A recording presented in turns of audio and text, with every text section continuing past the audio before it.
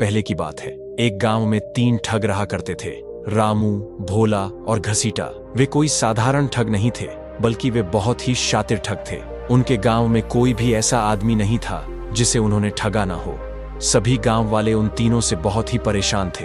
लगभग गांव के हर आदमी को उन ठगों ने अपने जाल में फंसा रखा था। और तो और आसपास के गांवों के लोगों को भी उन तीनों ने कभी नहीं छोड़ा।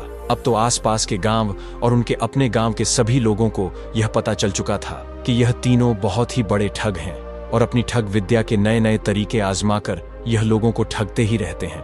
इसलिए उस गांव के लोग और आसपास के गांव के लोग उन सभी से सावधान रहते थे।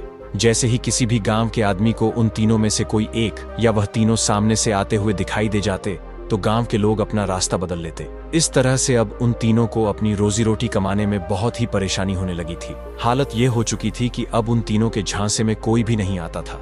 जब वे तीनों बहुत ही परेशान हो चुके तो उन्होंने आपस में यह सलाह बनाई कि आसपास के गांव के लोग अब उनके बारे में जान चुके हैं, इसीलिए अब उनके चक्कर में कोई नहीं फंसता, तो क्यों ना किसी दूसरे नगर में जाकर कोई ठगी का काम किया जाए। वह तीनों इस बात पर सहमत हो गए और फिर वे तीनों किसी दूसरे नगर की तरफ चल दिए। चलते